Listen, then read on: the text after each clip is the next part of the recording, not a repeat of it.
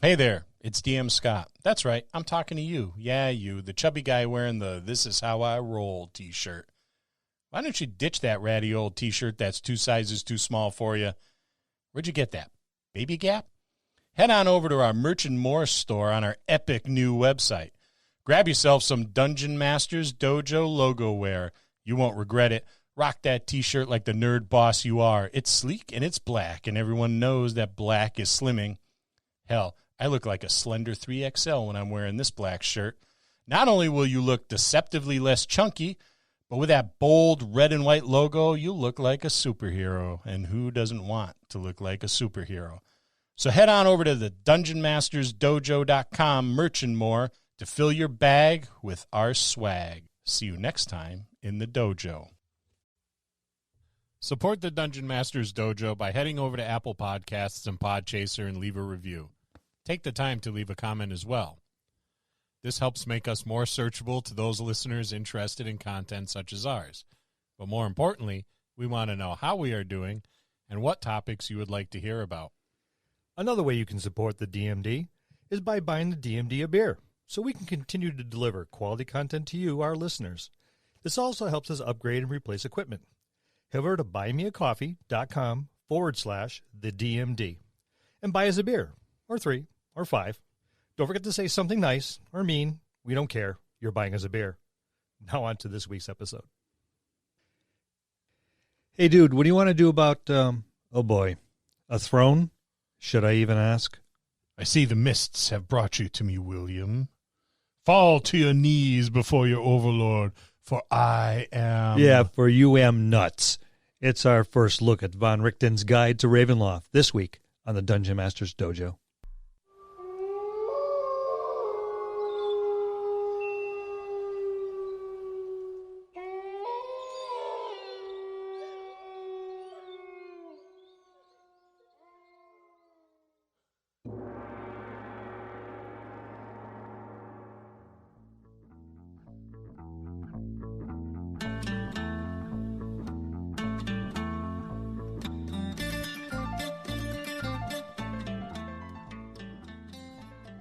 Hello, and welcome to another episode of the Dungeon Masters Dojo podcast. This is a show for game masters and players alike. We hope to bring you tips and tricks to elevate your game and develop the art of dungeon mastery. I'm your host, Louis Aponte, and these are your Dungeon Masters, Scott Labby and Bill Robitaille. Let's enter the dojo and see what they have in store for us today. The Mist. The mists. Spooky, spooky, spooky. It's Ravenloft. We got a Ravenloft book. There was already one put out. We got a Ravenloft book for 5th edition. There was already one put out. That's not a adventure. You're talking about Von Richten's? I'm talking about Van Richten's, yeah. The he or she of Van Richten's. I don't know anymore. I have no idea. Sometimes... I don't know. Sometimes he's a boy and sometimes he's a girl. I don't understand. The pictures are confusing. I want Robert Pattinson back.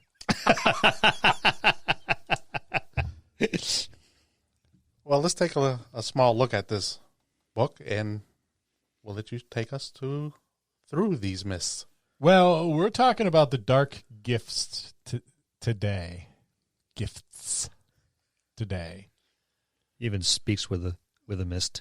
Yes, we talked about the different Gothic lineages from Unearthed Arcana. So I don't know if we really need to go over those because we just did it. Yeah, and there was only slight changes. Very slight changes. There's not a lot that was different, but these dark gifts, I'm having a hard time with that today.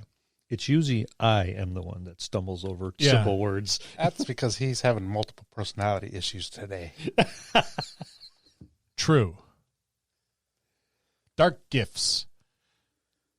Let's talk about these. Let's. So as everybody is aware or should be aware, Ravenloft is a place where dark powers are at play. So when you make a new character for this Ravenloft setting, you are able to select a dark gift from the dark gifts description section, which we're going to go over today. And it seems like they add a different kind of layer to your character, something kind of setting specific, I guess, if you will. And these may or may not work well with a campaign outside of Ravenloft, depending on the situation. That's the way I look at it too. Yeah. Even from when I was reading the book, it kind of made it sound like you're making a character inside of Ravenloft, so that's when these should be chosen. Well, you do have the option that if you bring a character in from the outside, you can go with a dark bargain. Yeah. So I think the key to this is have a discussion with your dungeon master, right? Select your dark gift based on, how well you feel it will work within your character. But I think, your character's particular story is an important facet to this. Well, it's going to speak to where you want to go. Yeah, it is. It's going to help with your backgrounds as just like these lineages that we discussed a couple weeks back before the book came out. How does it all fit? And have those discussions with your DM prior to gameplay, so everybody's on the same page. But let's look at some of these dark bargains. Let's talk about that. Let's go there first. I mean, it tells you that the characters who don't have a dark gift might gain one of in the course of their adventure. The DM's discretion, of course, but I mean, sinister forces you're being surrounded by them all the time. The character might offer some of these whispers into the night, maybe lured in. And if the character already has a dark gift, then accepting a bargain causes them to lose their current dark gift and gain a new one. You've been re-influenced, I guess, if you already have one. But this is where you get your characters from outside Ravenloft hooked with their dark gift. It's almost reminiscent of the bargain between a warlock and their patron to some extent, whereas there is a kind of dark feel to it, much like you would have with a warlock. Well, here you're guaranteed, no matter where you're getting this from, it's coming from a malevolent force. Yeah. Your warlock, not necessarily. They're your patron, and as for the warlock, may have an agenda that you might see a little questionable, but for them it's business as usual. But here it is very, very straightforward. These are malevolent forces. Are you having multiple personality issues today too? No, not at all. It's the mists of Ravenloft. It's that or the wife burned something upstairs.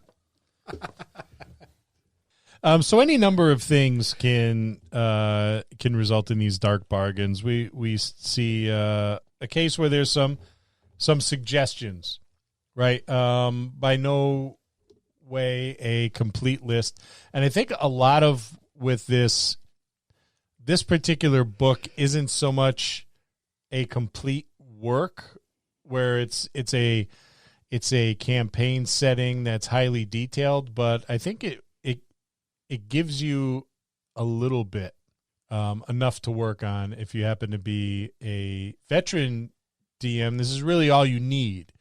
For a newer DM, this book can be a little bit challenging because it's not giving you enough really to help a new DM interpret the material. So if you are a new DM and you want to run this, certainly, pick up the book, read what the book has to offer, but go back to the numerous other Ravenloft-related publications that TSR, Wizards of the Coast, or whoever the hell owned the company at the time of publication, and look at those. You could probably find them on Drive-Thru-RPG. Mm-hmm. It also, guess what? You can go to our webpage and you can find it on our Drive-Thru-RPG affiliate link if you're interested in some of these earlier editions of the Ravenloft material. We encourage you to go ahead and do that. And here's something that you should also know. It supports the podcast, and it doesn't cost you anything extra. No, not at all. Yeah. So go ahead and do that. Help us out a little bit. We got to keep Lou in hair products. One of us has to be in hair products. Well, being that you're the only one with hair. So these dark bargains. Here's some suggestions. A Dark Lord will negotiate with a party only if a character seals the deal by accepting their dark gift. Somewhat nefarious, kind of like the Devil and Daniel Webster sort of, scenario. Time stops while a character is on the brink of death. A mysterious voice offers to save the character's life, but only if they accept its dark gifts. That one I do like. Yeah. That makes that fits in very well with this particular setting, I think. I like the part where it tells you the offer of a dark gift might manifest in a dream or a moment of frozen time, or when the character is alone. Typically only one character is aware of the bargain, its terms, or whether or not it was accepted. It's not something that's going to be played out in front of everyone, because every one of these is good. It should be very personal. And I think keeping it secret at the table is going to kind of go a long way towards, I don't know, promoting a different feel, a different vibe, than one would maybe normally have at a table in another campaign setting. But I would encourage a DM and players alike to keep their dark gifts secret. And don't play, one-upmanship. I got this and I have that. No. Yeah. Keep those your cards close to your chest, because that's going to let them try to figure out what's going on. I mean, in a good aligned party, every hero, there's different flavors of hero. Yeah. Well, you could be the hero here, a different flavor of hero, but again, multiple flavors of heroes or villains, or just someone who's simply trying to survive.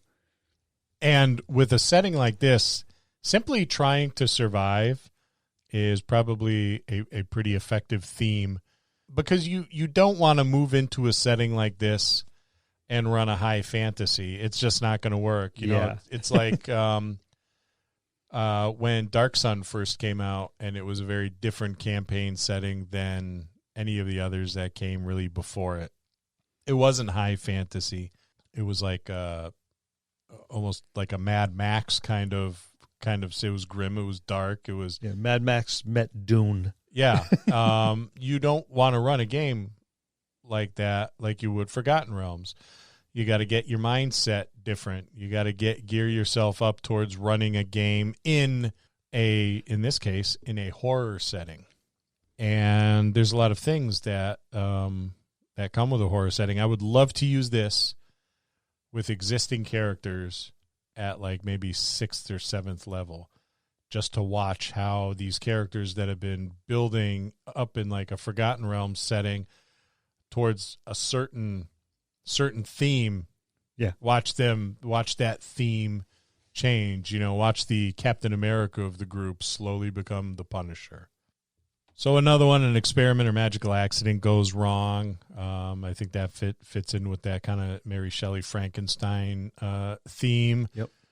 Maybe one of the players is gravely injured by something, be it a werewolf, vampire, any other normal scary type of thing.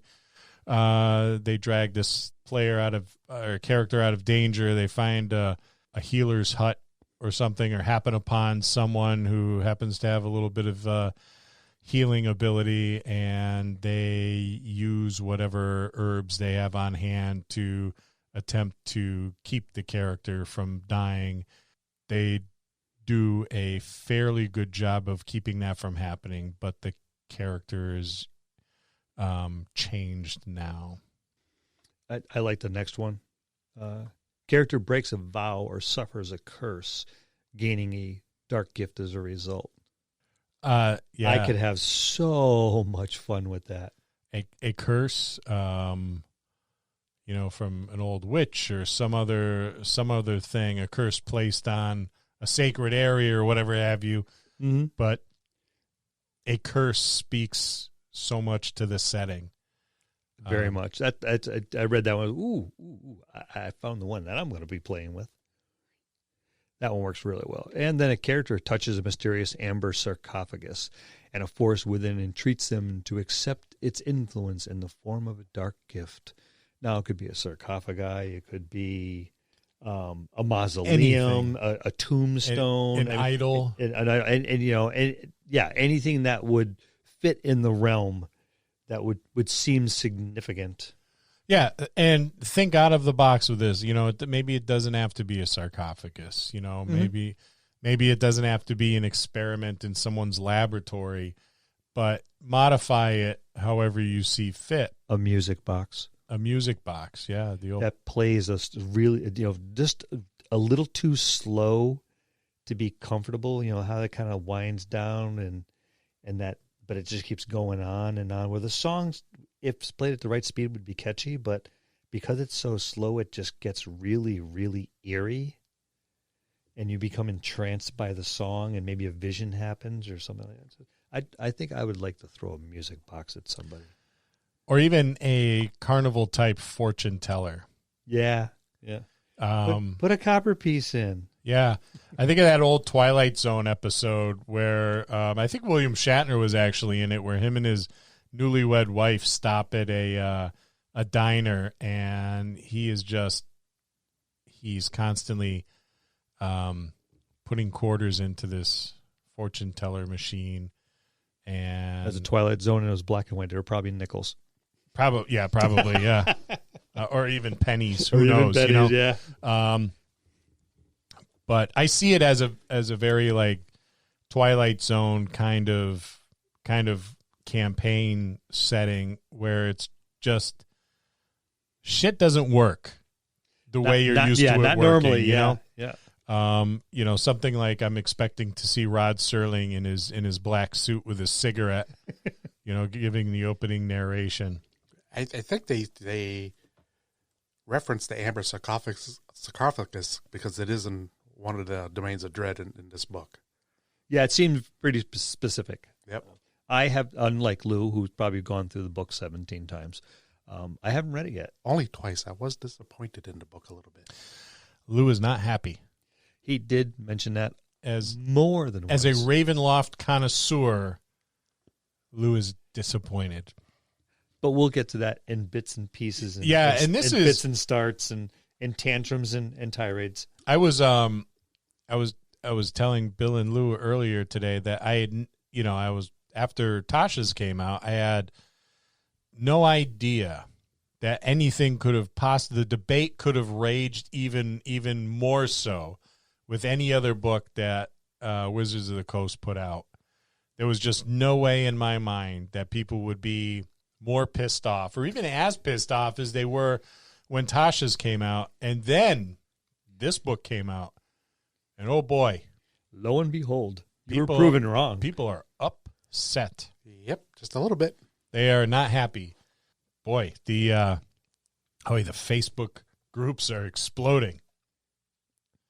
I'm glad I don't listen to any of that stuff. I'm just going to read it through and come at it from my perspective, remembering the original Ravenloft, which I loved. I think I mentioned in an earlier episode that how I ran Ravenloft in a mausoleum. Several of invited people didn't show. They were a little scared. But the ones that did had a really good time and refused to ever do it with me again. Ravenloft is it is probably one of the most recognizable D&D franchises of all time, and is very much so beloved. And when people have the perception that you have tampered with their beloved whatever it is, I don't know about tampered, but just from what I've heard, I think sullied would probably be a better word. Yeah, and I feel the same way about Star Trek Discovery. I was wondering how you're going to get a Star Trek reference. But, we're not here to talk about the Star Trek rubbish that is being just pushed out upon these poor unknowing masses. We're talking about Ravenloft. Yes, so today. let's. So Echoing Soul is our first gift. Our first gift. And the word gift in these is it's open to interpretation, I suppose. Yeah, backhanded compliment or something along those lines. This starts off simply with your soul isn't your own, or at least it wasn't always yours, right? So that sucks. Yeah. So whether it's past lives, if your soul was swapped into a different body, or if you have a link connecting you to another being, you get these echoes from another life, and they grant you knowledge, talents, and even languages that you can't always explain. So they have this very short list. These new books are all about short lists, which is okay, because now we have this massive internet community that are going to be cranking out D100 lists for all of these D6 lists. So give it about a month. I was about to say, they do love the D6s, don't they? Yeah. So your soul is linked with that of a person elsewhere, perhaps another domain, world, or plane. You've lived many times before. My soul reincarnating each time I die rather than passing on. My consciousness was removed from my original body and implanted into this one. Kind of cool, I think, for something like, Frankenstein's Prometheus being, Yeah. I was physically and spiritually merged with another being.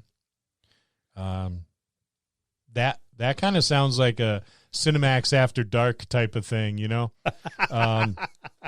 I share my body with an intangible, otherworldly force. Now we're in the theme, right? Yeah.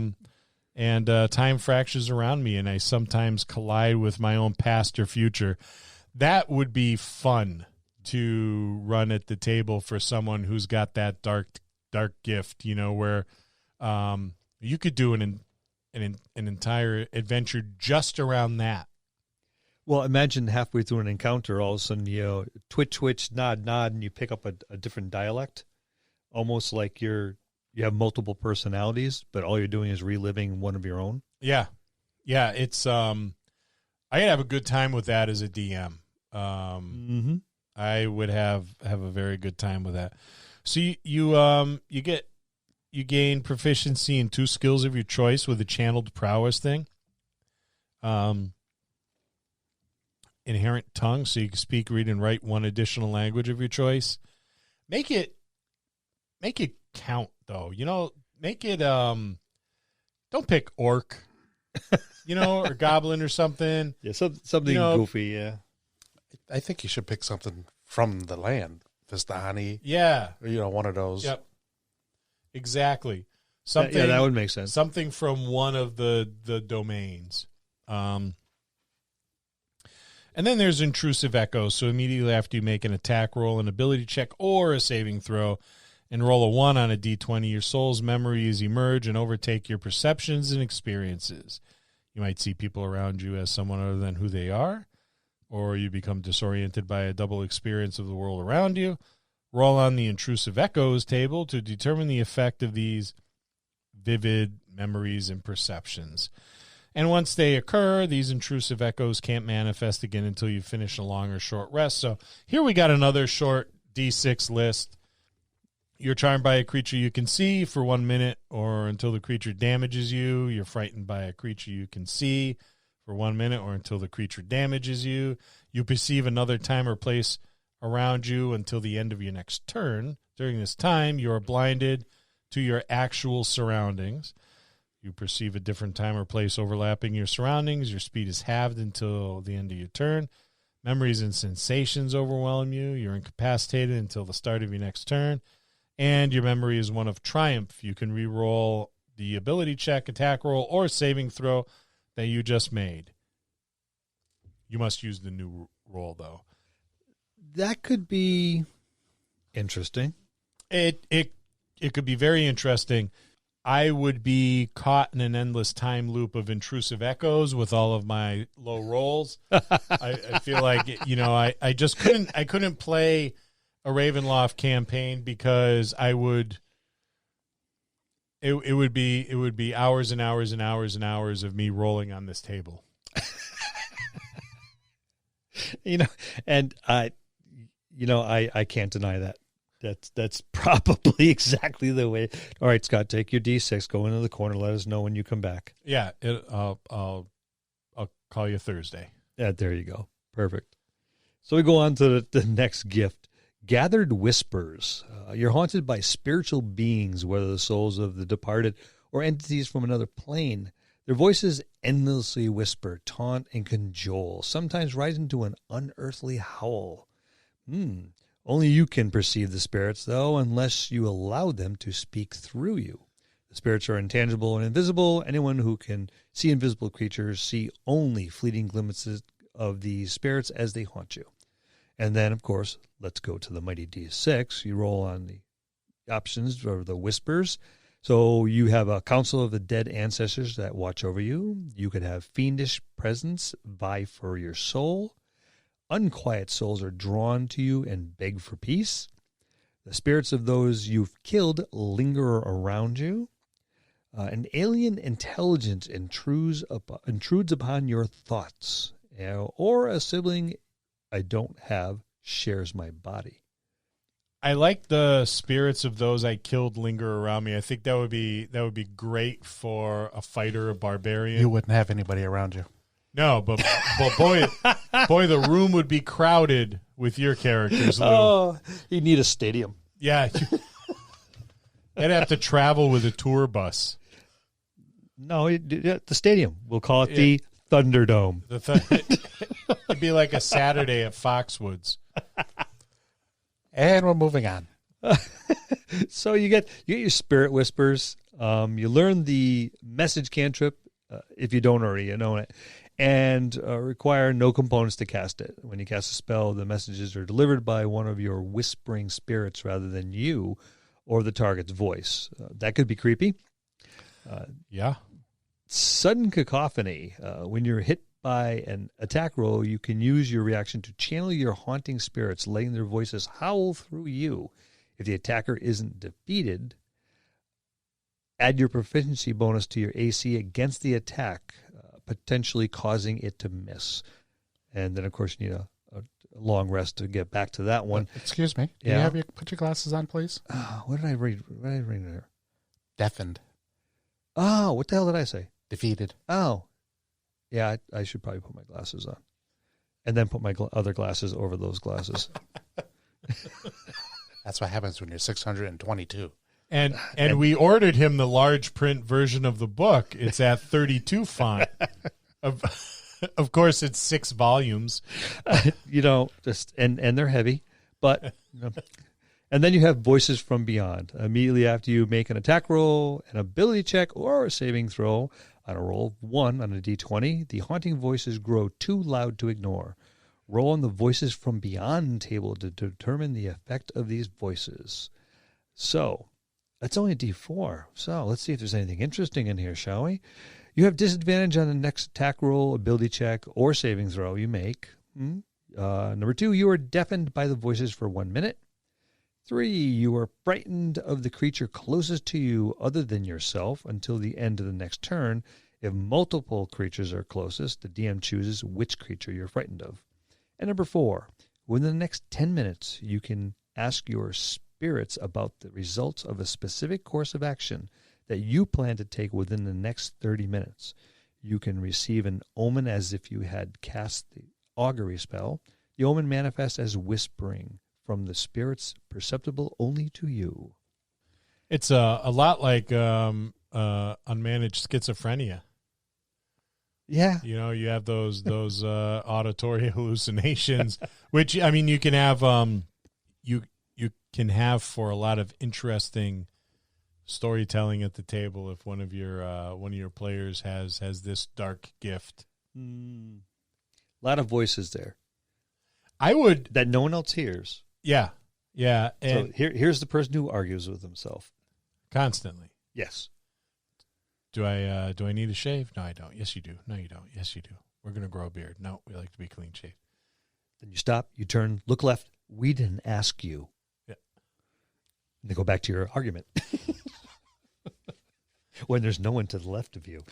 I would want to use something similar to Call of Cthulhu for my Ravenloft games, where after a while I would want to make sanity checks, have my players make some sanity checks, especially if you were not native to any of the demi-planes of dread. That would make sense. Lou, was there anything like that in the book the first 17 times that you read? I'm sorry, 2. 2. I wasn't happy. I don't recall because I just glanced over it. I couldn't bear to read too much of it. He's going every time we do an episode on this, he's going to start his sentences with, "I wasn't happy." Much like he starts his conversations with me. Well, if you would do what you're supposed to do, I'd be happy. Oh, here we go again. All I'm saying is, for once, I'm not the grumpy old man. Yeah, well, that dislikes everything. Yeah, you're. I'll wind up to it. You're slowly being dethroned by. It's one book. I have libraries of books that I've been pissed off about. So I'll give him this one. I'll throw him a bone. It's probably a femur. I love this book, Lou. I love everything about it from front to back. Let's. I almost muted you. Let's talk Living Shadows. This one sounds interesting. It does. The shadow you cast is animate and ever present. Almost like, I know there was a Disney movie or something. Peter Pan. What is that what it was? Peter Pan had a... Or was it Dick Van Dyke in like Chitty Chitty Bang Bang or whatever? Oh, Mary Poppins. Mary Poppins. Where he's dancing with his shadow. Yes, I don't know. Yes, that is true. It was Chitty... that was Mary Poppins. Yeah. That's all I see is, a halfling chimney sweep dancing with his shadow. It's ever present even when lighting conditions would otherwise prevent it. So you're constantly walking around with this shadow. Your shadow occasionally moves out of sync with you. Sometimes it appears to be undertaking random but mundane tasks.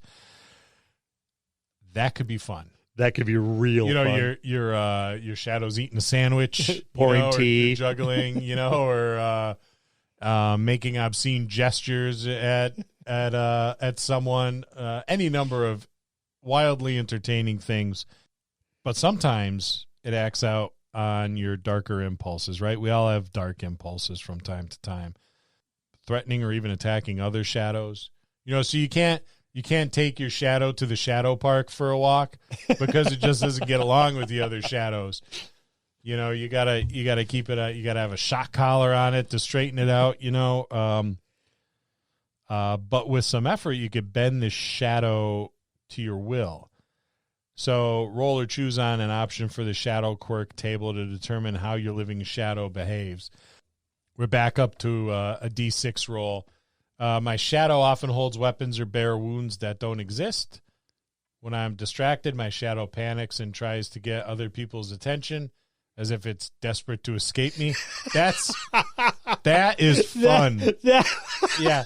It's trying to crawl into someone's shopping bags or whatever, or into a wagon. That one would be fun. Yeah, I'm not being well cared for. Someone please call DCF. When it's not being watched, my shadow makes threatening gestures or creeps towards people. You got the pervert shadow. My shadow's movements mirror mine incorrectly. When I raise my left hand, my shadow moves its right. Your shadow has dyslexia. That is great.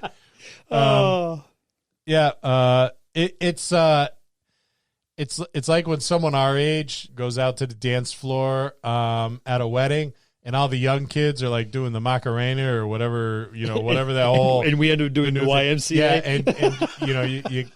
Yeah, and you fuck the whole thing up because you're old and uncoordinated. At least that's my experience. That's why I sit and drink. My shadow fiddles with or occasionally breaks tiny non-magical objects. That's fun. I would not want to limit my players to just one.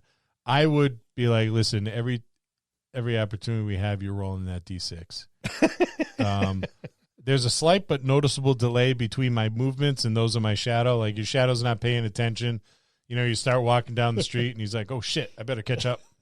Grasping Shadow, you learn the Mage Hand cantrip if you don't already know it, and require no components to cast it. The hand created by the spell is shadowy, but is not bound to your actual shadow. So your spellcasting ability for this spell is Intelligence, Wisdom, or Charisma, your choice, when you gain this dark gift. Shadow Strike. When you make a melee attack roll, you can increase your reach for that attack by 10 feet. Not bad. That's huge. Yeah. Your shadow stretches and delivers the attack as if it were you. You can use this feature a number of times equal to your proficiency bonus, and you regain all expended uses when you finish a long rest. So if you happen to have that, was it polearm fighter? Yeah. Or something feat? I mean, you can really reach out and touch someone. Yeah, because then you'd be reaching out. Polearm gives you 10 feet, and you're reaching out 10 feet past that. But the feet gives you like an extra stretch, doesn't it? Polearm mastery. Yeah. I think it allows you when people enter your. Yeah, you get an attack of opportunity when they enter your space, as opposed to just exiting. Yeah. And Ominous Will, which is an awesome character name if you're or NPC. If you're running a Ravenloft camp, just name him Ominous Will. Well, now you know my wife's pet name for me. She's got a lot of them, and none of them are as flattering as this. I've heard it. I've heard quite a few. Yeah, she's invented words. Yeah. Immediately after you make an attack roll, an ability check, or a saving throw, and roll a 1 on the D20, your shadow exerts a will of its own and might assist or hinder you or those around you. The next time you or your creature within 30 feet of you that you can see makes an attack roll, an ability check, or a saving throw, roll a D4. If the number is odd, reduce the total by the number rolled. If the number is even, increase the total by the number rolled. Once this effect occurs, it can't happen again until you finish a long or short rest. This, I do like the randomness of the will. You don't get to choose the dice, too. The Living Shadow thing sounds like a lot of fun. I can see Shadow Strike being used by our entire party, but only when someone's trying to run away. Because they're going to chase them down and kill them. Yeah. So, they're going to use the Shadow Strike to reach out that 10 feet and take them down before they get away. Yeah, we don't have to run as far now. There you go, you bunch of lazy bastards. I think you can add some lighthearted moments to a Ravenloft game without going overboard, with this shadow thing. And I would start it as something kind of lighthearted, a minor nuisance, and then escalate. Yeah. So I'd bring this to full bore, like Amityville Horror. Yeah. When you start hitting like 8th level, when you get ready to make that next tier. Yeah, that's when this thing would be just, there is nothing comical about anything it does at that point. Yeah, your shadow is kind of like a goofy puppy, and now it's an asshole. It's sinister. It's got kind of like this wickedness. All right, then you have Mistwalker. The mist grip all who tread the domains of dead, but you know how to slip through their gaps. You can navigate the mist successfully given enough time and a little luck, but this freedom comes with a price. If you remain in one area for too long, the mist finds you and drain your life force. Guess you're a bit of a nomad. Roll on the Misty Traveler's table to determine how the dark gift is imparted to you. So, number 1, we're back to a D4. You learn a secret about the nature of the mist. Ever since you can manipulate them, but the lands you walk have turned against you. Number 2, you fled into the mist to escape someone or something that's hunting you. You can never rest for long knowing you're still being pursued. 3, you're part of an organization, family, or an itinerant community with experience traveling the mist. They've taught you how to do the same. And 4, the mist stole you from your home and fractured your memories of where you're from. You've been on a quest to find your way back ever since. That covers a bit of a gambit for just 4 items. Yeah. There's a little bit of free will, and then there's none whatsoever, and there's a couple in the middle. So Misty Step, you can cast the Misty Step spell requiring no spell components, and you must finish a long rest before you can do it again. Your spellcasting ability for this spell is Intelligence, Wisdom, or Charisma, your choice. When you gain this dark gift, if you have spell slots second level or higher, you can use a spell with them. Then you have Mist Traveler. When you enter the mist, intent on reaching a specific domain, you are treated as if you possess a mist talisman key to that domain. To use this trait, you must know the name of the domain you have chosen as your destination, but you don't need to have previously visited the land. This trait doesn't allow you to bypass domain borders closer to the Dark Lord's will. Let me read that again. This trait doesn't allow you to bypass domain borders closed by the Dark Lord's will. And then there's Poisoned Roots. When you finish a long rest, the world around you in a 10-mile radius becomes a siphon that will eventually leach away your vitality. You can remain in the area safely for a number of weeks equal to your Constitution modifier, minimum 1. Therefore, each time you finish a long rest in the area, you must succeed on a DC 15 Constitution saving throw or gain 1 level of exhaustion that can't be removed while you remain in the area.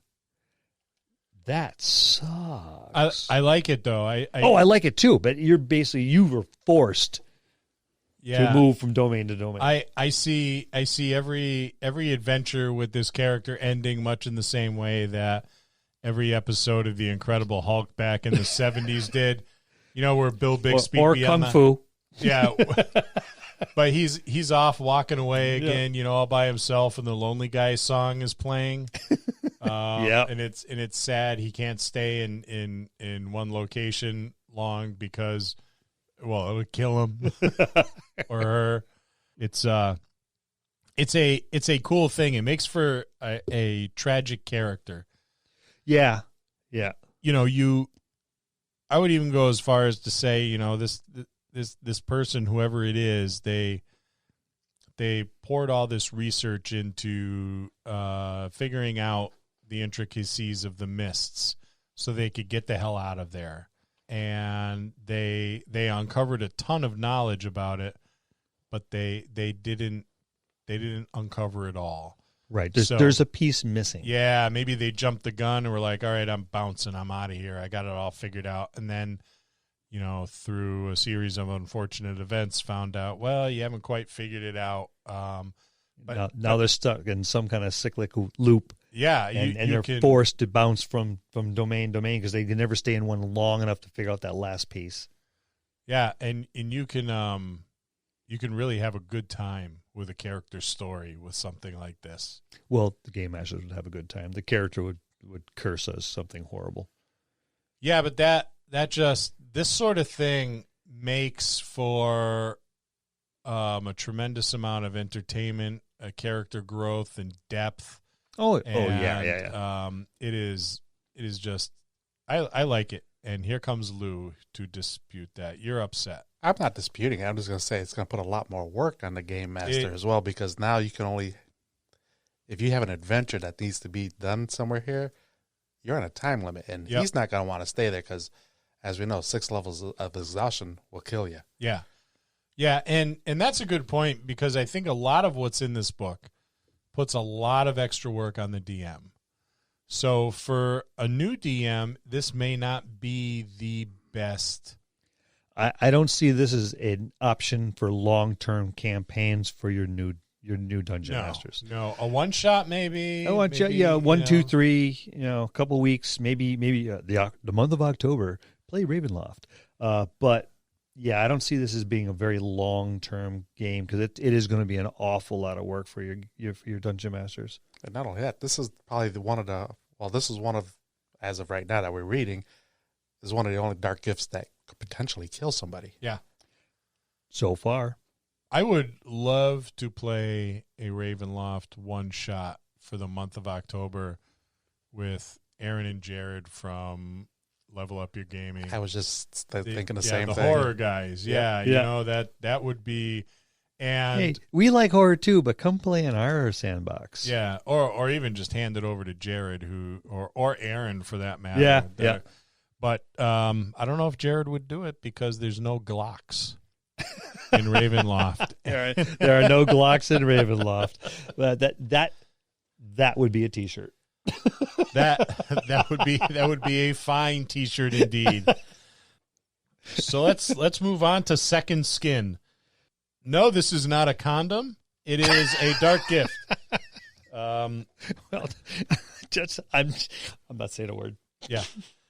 There's another side of you that most people never see. When you show this side of yourself, you might become another person entirely, a celestial-like Avenger or a walking nightmare. I'm thinking Jekyll and Hyde. Yep. And I love it already.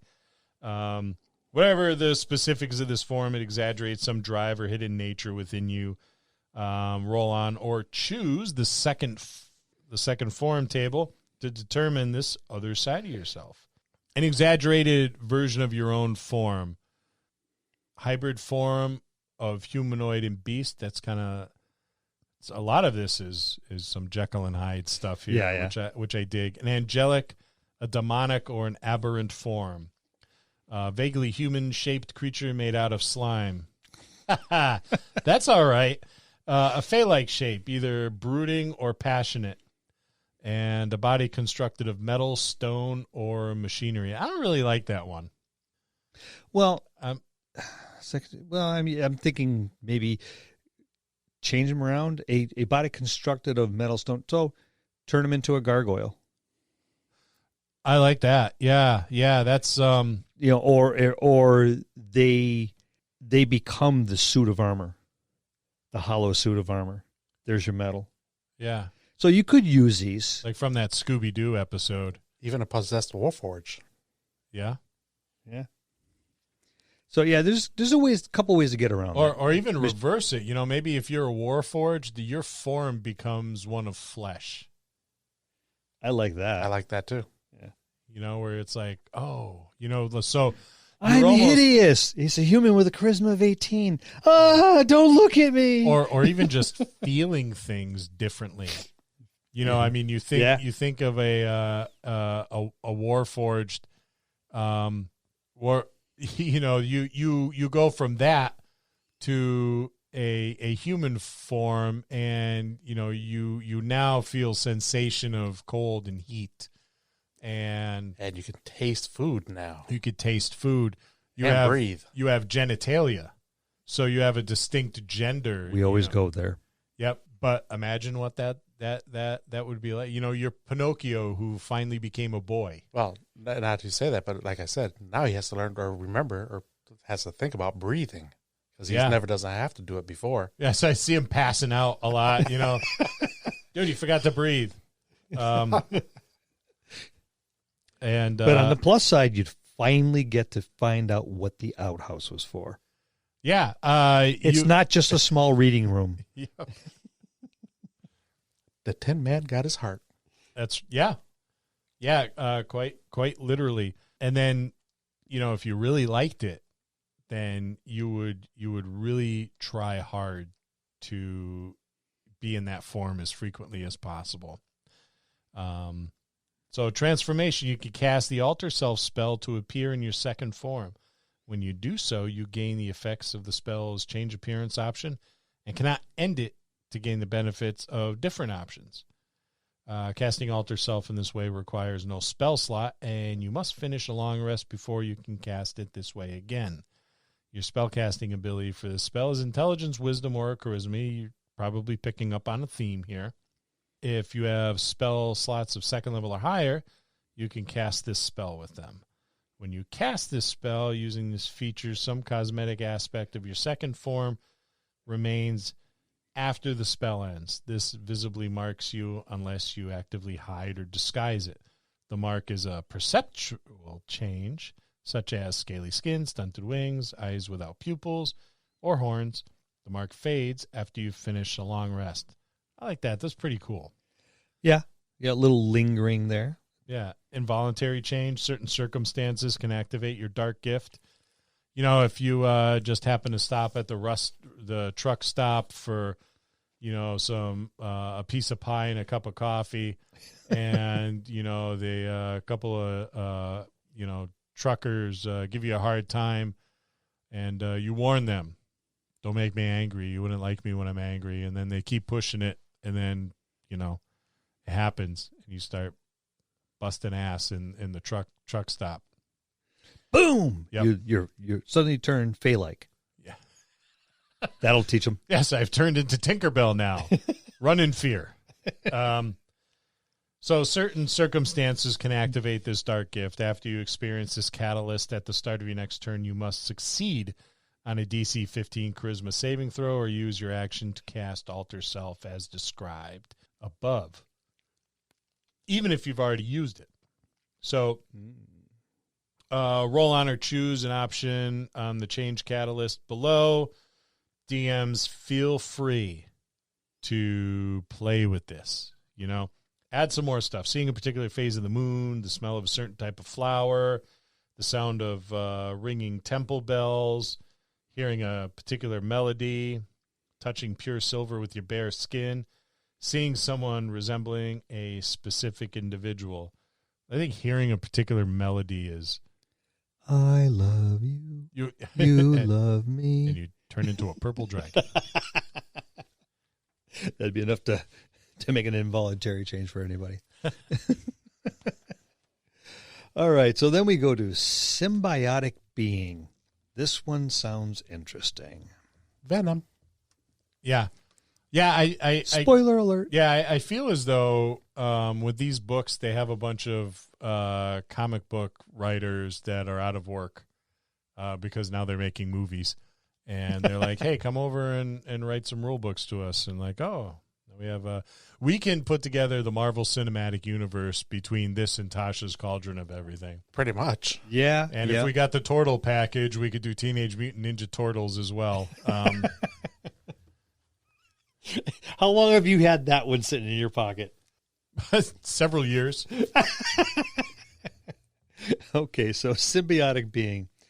A second being resides within your body along with you and manifests physically somewhere on you and relies on you for its survival. At the same time, it offers you knowledge and other assistance, either of its own volition or because of your intertwined nature. The symbiotic has its own personality and agenda, which might be at odds with yours. If you ignore the symbiotic's desires, it might strive to interfere with you. There's no way to be rid of the symbiotic while you have this dark gift, even if you go to drastic lengths, such as severing the parts of your body where the symbiote resides. It reappears on your body in another location at the next midnight. So once again, we have a chart to jump on to find out what sort of symbiotic is sharing your body. So number 1, a tiny humanoid facial feature protruding from your torso, palm, or back of your head. Number 2, an alien appendage inside an unhealing wound. Ooh, that one sounds gross. Burrowing worm-like beings, an intrusive thought that inhabits your mind, a living tattoo, a crystal growth that replace a portion of your body. I'm attracted to the living tattoo. Yeah, like Maui from Moana. I was just going to say that same thing. Yeah. I don't have children. I have no idea what the hell they're talking about. You don't have to have kids to enjoy Moana or Beauty and the Beast. I watched it by myself. Yep. I like the it's the tiny humanoid facial feature protruding from your torso, like what's his name from what the hell was that movie? Total Recall. Total Recall. Yep. The resistance leader. Yep. And the facial, the back of your head, like Professor Quirrell from Harry Potter. Yep. Sorcerer's Stone. Yep. Yeah. So you watch out for those guys in Ravenloft wearing the big turbans because they probably have some sinister wizard's face on the back of their head. That's how you could tell. There you go. Or they grow their hair long. Then Katsu here. Trying to blow the hair out of their face. So you have an entwined existence. Your symbiote is a separate entity with its own physical form bound to yours. It isn't a separate creature. It relies on you to survive. It has intelligence, wisdom, and charisma scores. The DMs will set the symbiote's abilities and determines them randomly. Roll 46 for each score. And they can see and hear using their own or using your senses. The symbiote speaks, reads, and understands 2 languages, one that you speak as well as one appropriate to its nature. Choose one of the following skills: Arcana, Deception, History, Intimidation, Insight, Investigation, Nature, religion, perception, or persuasion. They nearly listed them all. You can gain proficiency in that skill if you don't already have it, representing your symbiote's counsel and guidance. If you die, so does your symbiote. If you are subsequently returned to life, your symbiote revives as well. Then you have sustained symbiosis. Your symbiote has a vested interest in your survival and takes steps to ensure it. When you fail a saving throw, you can choose to have your symbiote expend one of your hit dice to roll it, and add the number rolled to your saving throw, potentially turning a failure into a success. If it uses this feature on a death saving throw, you succeed on a death save and regain 1 hit point regardless of the number rolled on the d20. Once you succeed in a saving throw due to this trait, the symbiote can't use it again until you finish a long rest. And then there's symbiotic agenda. Your symbiote has an agenda that drives it and expects you to assist in its achieving these goals. How permissive or patient it is in resolving its agenda depends on the personality. Work with your DM to work out those details. If you have an opportunity to advance its agenda and don't act on it, the symbiote can try to force your hand. You got to succeed on a charisma saving throw of DC 12 plus the symbiote's charisma modifier, or be charmed by the symbiote for 1d12 hours. That's a chunk of time. While charmed, you must try to follow the symbiote's commands. If you take damage, it's not self-inflicted. You can repeat the saving throw, ending the effect on the roll. And let's see what we have for symbiotic agenda. The symbiote seeks to destroy a specific type of being, such as a fiend, troll, or paladins. The symbiote craves knowledge and is determined to solve a mystery or learn a secret. It also wants to bring a prophecy to fruition or to thwart one. The symbiote seeks to defend servants and interest of powerful beings or organizations. The symbiote wants to keep you from harm at all costs and believes it knows what's best for you. And the symbiote seeks to experience new sensations. The more bizarre, the better. I would have 2 players play this one character. One would be the symbiote, and one would be the player. And when the symbiote takes over, then the other player gets to do their thing. But I would want 2 players at the table to play the symbiote with a relationship much like the one I have with Lou. So that means we're going to be playing this character. Yeah. And because I do believe that Lou at times delights in my torment, and he would be the perfect symbiote.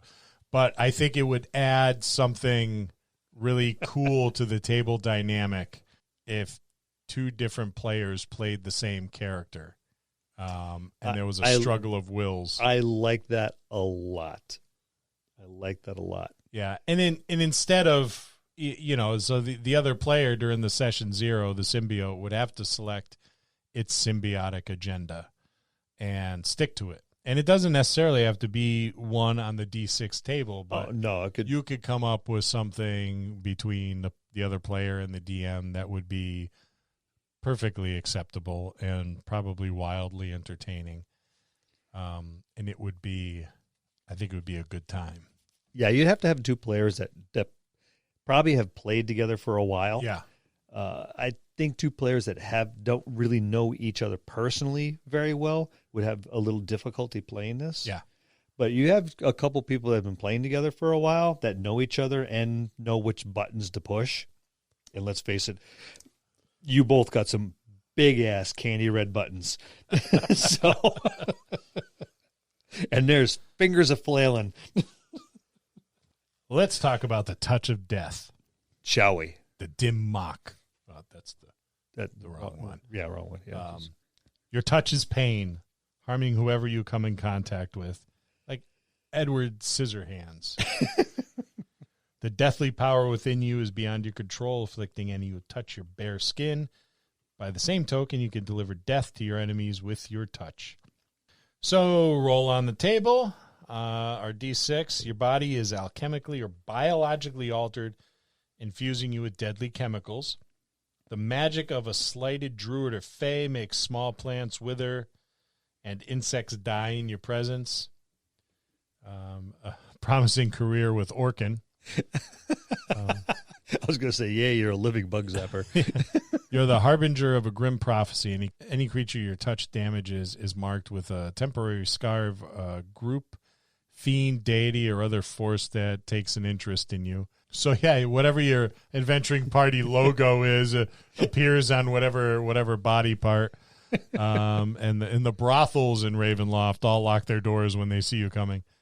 You survived a near-death experience, but shouldn't have. Ever since, death and ill omens follow you. Final destination type of stuff. Yep. You are out of sync with time or reality. That's most D&D players. Anything you touch is warped by the distortion. And every time you touch a creature, you hear the laughter of someone you once harmed. That would be great. That would be fantastic. And I would want Mark Hamill's Joker on the soundboard. Yeah. So death touch, you can focus your deadly touch against your foes. As an action, make one unarmed strike on a hit. The target takes an additional 1d10 necrotic damage. The damage increases by 1d10 when you reach 5th level. It'll be 2d10 then. 11th level is 3d10, and 17th level is 4d10. I see a badass monk coming from this. Yeah. Inescapable death. When you hit a target with an attack roll and deal necrotic damage, you ignore the target's resistance to that damage. That's pretty big. That's good. And withering contact. When you start your turn grappling with a creature or grappled by it, the creature takes 1d10 necrotic damage. This would pair nicely with the grappler feat? The grappler feat, yeah. On your monk. Yep. Who is inherently a hugger. Yes. It's just give me a hug. Yeah. This is what we do at the monastery. We hug. Oh, Lou's making the face. Lou's making a face like he just took a bite of a broccoli-flavored cake. Or a broccoli, kale, and onion smoothie. Yes. Ugh. Yeah, the windows are still open. But it kind of contradicts itself. You know, when you first started reading, it says your touch is pain, harming whoever you come in contact with, right? Yeah. Yeah. But then if you read death touch, you have to focus that. So you're not harming everybody you come in contact with, really. And that's a good point. And that kind of sucks because at first I was thinking rogue. Yeah, I was thinking exactly the same thing. And it was like, that would be awesome. But it's really not like, because you have to focus this, with one attack action. Yep. I would modify that because there's some good storytelling that can happen with that, I think. Because imagine if there were two characters at the same table, right? And they had a fondness for themselves, but one was the Warforged, who could transform himself into a flesh and blood person. And the other one was the person that was the object of his love. But he in his flesh and blood form could have that kind of relationship with this person, but the other person can't because they can't touch anyone without hurting them. So that's a very macabre Lady Hawk. Yeah, it is. And I think stuff like that makes for great storytelling in this environment, They would have to wear gloves all the time. Oh, yeah, yep. They couldn't do something as simple as an embrace. And maybe they discover this ability they have or they ended up with by hugging a child and killing the child, But, out of without even knowing, that's how they discovered this gift, if you will, is by a simple act of humanity that ended up going awry. And I do like the Warforged and human aspect because the human could touch the Warforged wouldn't be damaged but couldn't feel the touch. Yeah, it's tragic, and I think tragedy is something big, and more so than maybe like body horror or gore. But I think that the cruelty of tragedy, is Well, that drives the story much faster than gore. Yeah. Well, the other thing I found a little confusing was, and after listening to Bill, he said, this would be a good class for a monk. Well, not really, because he couldn't use his flurry of blows with this, because he can only use that one. He only gets the one attack. He'd only get the one attack that would do the damage, but Yeah. he'd still get his flurry of blows because the first one would deal the necrotic damage. The rest would just be standard attacks. Right, but the way it's written, or the way I originally thought about it, was, that'd be cool if all of his attacks get it, but no, they don't. No. Yeah. They do not. But I like these tragic ones. I like the sad ones. That's good. It's good stuff. I like the fact that as we read this, I look at Lou, and now I know what my face looked like when we were doing the Psionics book. I'm gaining a little pleasure from that. That's your face most of the time, Bill. I know. That's This is true with everything. Yeah. Well, yeah. But see, now I instead of being an oversized parrot with a mirror next to me, I can just look at Lou while we're reading this book, and I gain a certain amount of macabre satisfaction from that, Lou. I still love you, buddy. Not funny. Let's move on before I thunder wave you. So let's go on to the Watchers. Something is always watching you and draws ethereal spirits that can take the form of creatures made of shadow stuff, usually in the shape of tiny beasts that follow you and gather in your general vicinity.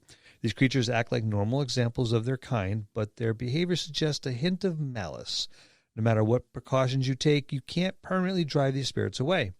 They always return, wait just beyond the reach of deterrence, or later crawl out of your clothes and equipment. And then we have we're up to a D8 on this one. Let's find out what kind of forms these spirits will take, shall we? 1, carrion eaters like a jackal, raven, or vulture. 2, inescapable judgments, animate tools of punishment, drifting eyeballs, religious iconography. 3, night wings, bats, moths, and owls. 4, plague carriers, fleas, rats, and squirrels. 5, unnatural observers, animate objects, clockwork devices, otherworldly voyeurs. 6, sea skulkers, crabs, eels, and jellyfish. It's got to be kind of creepy having a jellyfish follow you around. Yeah, making all sorts of gross noises because it's trying to walk on land. Yep. 7, stray souls, ghost orbs, shadows, ectoplasmic wisps. And 8, venomous vermin, scorpions, serpents, and spiders. I think that's kind of boring. It depends on how you play it out. I would want something like imps, or there was a movie back in the 70s with Kim Darby called Don't Be Afraid of the Dark. And her and her husband bought a house. And of course there was the old guy in every 70s and 80s horror movie. I went to school with him. Yep, that nobody listened to, the fireplace is barred up. Don't take the boards off the fireplace. Leave it the way it is. And of course they don't listen. Yeah, the first night. Well, we're gonna have a fire. Let's pull the boards off and burn them. The boards out. We just bought a house. Everything's fine. The crazy old man doesn't know what he's talking about. Just like the guy at Camp Crystal Lake who warned all the topless teenagers, don't go to Camp Crystal Lake. You're all going to die. Of course, what did they do? They went to Camp Crystal Lake, fornicated, got killed. Nobody listens to the crazy old man. No. So they take it off, and now there's these little red guys with pointy heads that were living in there, and they wore like fur jackets or something like that. It was, but they were creepy little guys. Things like that. That's what I would. Let's just be a lesson to you when we're down in the Lyceum, and I tell you things. You just pay attention. Crazy old Bill talking all his junk again. So we have some other abilities that go along with this. So we have Borrowed Eyes. As an action, you can influence the presence, guiding the Watchers for 1 hour. For the duration, you gain advantage on intelligence, investigation, and wisdom perception checks, and you can't be blinded. Once you use this feature, you need a long rest. And then Dread Presence. You have disadvantage on Charisma Deception, Charisma Performance, and Charisma Persuasion checks made against creatures that can see the Watchers, and you have disadvantage on saving throws made against the scrying spell. You can temporarily disperse or hide the Watchers with some effort. Within 1 minute of work and a successful DC 15 Charisma animal handling check, excuse me, you can suppress the borrowed eyes and dread presence for 1 hour. Once you successfully suppress these features, you can't do again until you finish a long rest. So you can temporarily hold them at bay. Not bad. Lou's making that face again. I kind of like it. And Lou muted himself. I love it. My prayers have been answered. Not funny. I'm going to thunderwave you. But what I'm trying to figure out why some of the dark gifts or only should, their bad side would come up only if you roll a 1 on the D20. And that was like the first 2 or 3. But then the rest, they just had all negative side effects built in. Maybe the writers got lazy. That's what it sounds like. Yeah, I don't know. It's a good question. It begs an answer. And one of the reasons why I think this is probably a book best suited for an experienced DM is because of stuff like this. Because I think when you get in there and you're looking at it, you're going to want to make some modifications for reasons just like that. Most definitely. New DMs, kind of proceed with caution. But if you want to run it, go ahead and run it. Listen to the Dungeon Masters Dojo podcast. Hopefully we could give you some tips and tricks to elevate your Ravenloft game. As best as I can tell, your roll 1 on a D20 are some of the effects that will supersede your own will. Where the others are, inconvenient, but like the intrusive echoes and the ominous will, both those will basically take over on you, and that's where the 1 comes in. Okay. He's still not convinced. No. Do you want to wrap it up then, Lou? We're going to wrap it up. I'll put this baby to rest. Yep. And that's our look at Von Richten's Guide to Ravenloft and our first look at the Dark Gifts. See you next week in the dojo. That's going to conclude this episode. Thanks for tuning in and listening.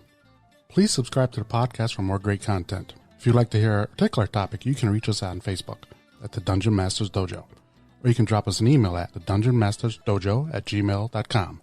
Thank you, and have a good day.